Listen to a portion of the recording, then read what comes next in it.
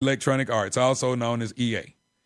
Steve Berman, a Seattle-based attorney for the plaintiffs, confirmed Friday that U.S. District Judge Claudia Wilkin had approved the settlement during a hearing Thursday. Wilkin also ruled against the NCAA in the Ed O'Bannon case, which challenges the NCAA's use of names, images, and likenesses of college athletes. That ruling is being appealed by the NCAA.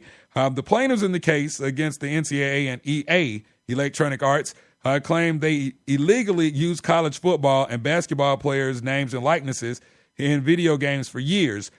Players who have appeared in EA's NCAA football and basketball games have until July 31st to make a claim as part of the settlement. The landmark decision marks the first time student athletes will be paid for their likeness or image and stands as a huge victory in the ongoing fight for student athletes' rights. Berman said in a statement, NCAA series video games were discontinued in 2013 because of pending legal cases against the NCAA regarding the use of athletes' names, images, and likenesses. All right, so, just to go back really quick, July 14th, I think that was just a couple. And big shouts out to Coop in the chat room right now. You can jump in the chat room too via Spreaker.com, Sports Kings Live, and join the conversation.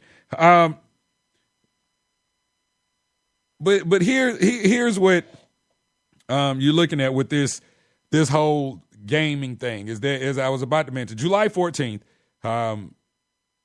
NCAA 2016 would have hit the game stands, if you will. I don't know what you want to call it, the game stands, or would have hit stores. And this is one of the bigger brands, if you will, when you start talking about video games. Get my little notes, because this is what we have here is really kind of unbelievable in my opinion. Now, for those of you listening, you see that the title of tonight's show is "When $60 Million Isn't Enough," and in this case, $60 million could never, and I mean never, be enough. Now, let's just put the basketball aside, okay? Now, if you put the basketball aside and just focus on the football, that's what I want you to do right now. If you're listening to this internet broadcast or as a podcast, this is what I want you to do. Put the basketball aside and let's just focus on football, because we know that football is the big breadwinner when we start talking about video games and just real life. Football is the big winner. Whether it's college football or whether it's the NFL, college football is the big winner. All right. So you have a situation, and I went back and I was trying to find out some exact figures on this video game situation. And the first thing I wanted to know, I went back and I said, okay, I've been a video gamer for a long time. Let's just go back, because I did not remember exactly when the whole college football brand began. All right. Because you gotta take this, all of what I'm about to say, into consideration. Okay. So I went back, did my research. 1993 is when you had your first Electronic Arts produced video game. It was Bill Walsh College Football. Now, why was it called Bill Walsh College Football? Well, it was named after Bill Walsh, the great football coach from Stanford University, but it was to coincide. It was supposed to be like the companion or the little brother, if you will, of John Madden football. So, you got John Madden NFL football, so now you got Bill Walsh College Football, all right? So, again, let's go back to 1993 is when all of this began. Now, in college football, the thing you have to understand is in these video games, college football video games, the players are never identified by name. They are only ever identified by number. But if you know your favorite college football players' numbers, or if you're a follower of, like for me, like the University of Georgia, and I know these guys' numbers, then okay, that's them. Usually the attributes, the stats, they all, they match the player. And so the names were never there, but the likeness was there. So, okay, so here we go. 1993, the first college football game.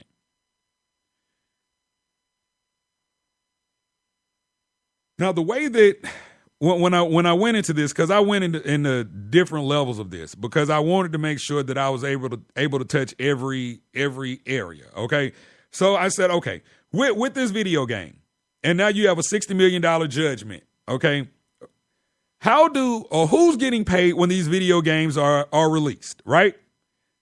So here's how EA Sports basically breaks down the money tree. You have tiers. So you have a first tier, which are your higher teams, second tier, third tier, fourth tier. So the way that the tiers are determined is by the Associated Press's year-end rankings, right? For 10 consecutive years. So for 10 consecutive years, if you are in the top 25, when college football ends, then that makes you a top tier team for the EA Sports money tree, if you will. And so there is a minimum that each team was paid, and that was $78,000 per institution. All right, so just go through the top 25 and say all those teams that have been in the top 25 or close to being in the top 25 for 10 years in a row, this team makes at a minimum, or this school makes at a minimum $78,000. Then you have your second tier teams that make about $47,000 minimum.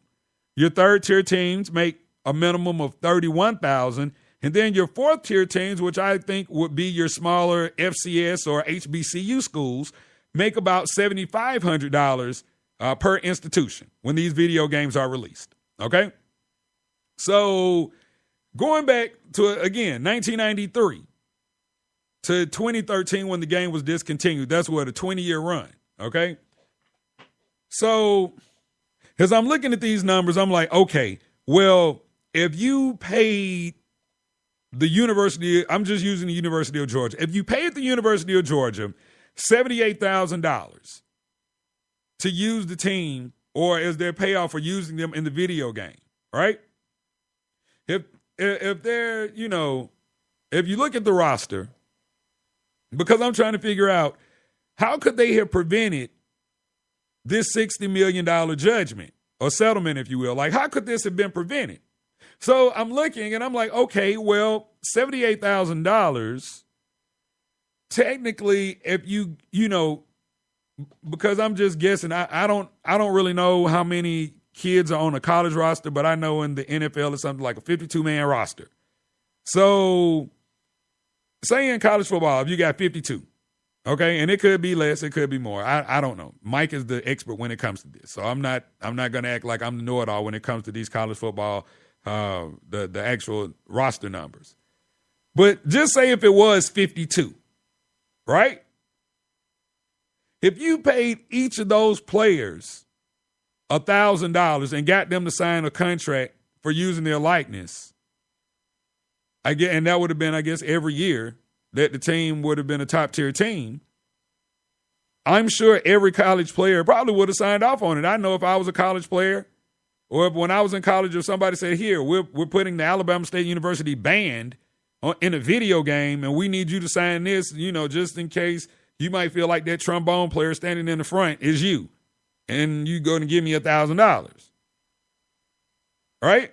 So that's so then you look at it, and then when you start going down the tiers, you kind of you can be like, okay, well, instead of $1,000 for this team, then we could give you $500 or $750. But basically, what I'm saying is that there was a way that everybody involved could have been taken care of, the players involved could have been taken care of, so that we never had to get to the point where a $60 million settlement had to be reached. And oh, by the way, $60 million is not enough. Let's just be honest. $60 million is not enough when you start talking about players over a 20-year history. 20 years, and that doesn't even calculate the all-time teams where when you go and you pick your all-time, Auburn University or all-time SEC team, and now you're playing with Bo Jackson, you're playing with Herschel Walker, you're playing with Buck Bellew, you're playing with all of these greats that once, roamed the gridiron, right? Now, so that doesn't, again, $60 million is not enough. And I'm just going to keep going back and forth with that because $60 million is not enough. Now, the article that I got this information from, as far as what the teams were making, the date of the article was August 2013. That was the final year that EA Sports released their college football game. And, I went through the minimums, but they clearly outlined in this article that Louisville and Clemson both made $86,000, which was above the minimum of $78,000. Wisconsin made $143,000, which again is more than the minimum of $78,000. And I would have to assume that the teams that were in the upper echelon of the top 10 don't have the numbers on whoever won the national championship the year before or the year before that. But I would have to think that if 78 is the minimum, but then you got teams like Louisville and Clemson making 86 and Wisconsin clearing $143,000, then I would have to think that, a team like an Alabama or a team like LSU or a team, like the University of Florida that were winning championships at the time, I would have to think that they probably walked away with more than $143,000, right? Which again means that there was more than enough money if people had been thinking about taking care of the players because, you are using their likeness. So had somebody thought about, hey, we got to take care of these kids, like we can't be greedy, there was more than enough money to go around at the time because now guess what? $60 million ain't enough. $60 million is not enough when you start talking about the revenue that was generated. And I'll go a step further. NCAA College Football 2012, released by EA Sports. In the first 2 weeks of their July release, the first 2 weeks, they sold 700,000 copies of the video game, which was up from 17% in 2011. Okay, Rob, so what does that mean? Well, what that means is that in a matter of 2 weeks, 2 freaking weeks, EA Sports sold 700,000 copies of the game. And we're just going to say we're going to use PS3 numbers. We're not even going to go to the newer game systems like the PS4 and that Xbox, Xbox One or whatever the new one is.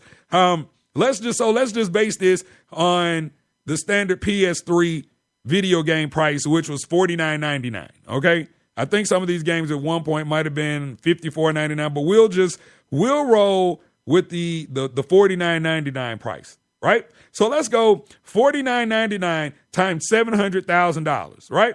That comes up to be $34,995,000.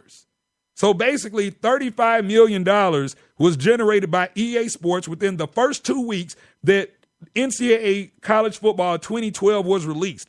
That's just the first 2 weeks. That doesn't account for everybody else that went out and bought the game after the first 2 weeks or after the season started, right? So let's just say if they sold 700,000 copies in the first 2 weeks, how many more copies do you think they possibly sold throughout the rest of the college football season? I'm just saying, how many do you think they really sold? In my opinion, I think that they might have sold close to at least 1 million, if not more. And so you're going to try to sit here and make me think that a video game that has spanned 20 freaking years, 20 years of using these players' likeness and images, because when the games come on, guess what? When it says EA Sports is in the game, it's coming right behind that is a montage of all of these big-time plays, these highlights that these college football players made during the previous season. So you're using and did I forget on the cover? Yeah, you got a player on the cover. Those aren't fake players. Usually that is somebody that actually played the previous year. And so again, $60 million is not enough. And so coming up now, we're scheduled to be joined by former NFL tight end Ben Troop coming up here in a few minutes. And if he joins us, he joins us. If not, we will definitely continue this conversation because I have more to say when it comes to this. This is Sports Kings Live. Rob Calloway flying solo dolo. Don't forget, you can reach us on Facebook, Tumblr, Instagram, and Twitter at Sports Kings Live. Also via email, sportskingslive@gmail.com. Hopefully, we are joined by Ben Troop. in the next few moments. If not, we will definitely continue this conversation on the other side. This is Sports Kings Live.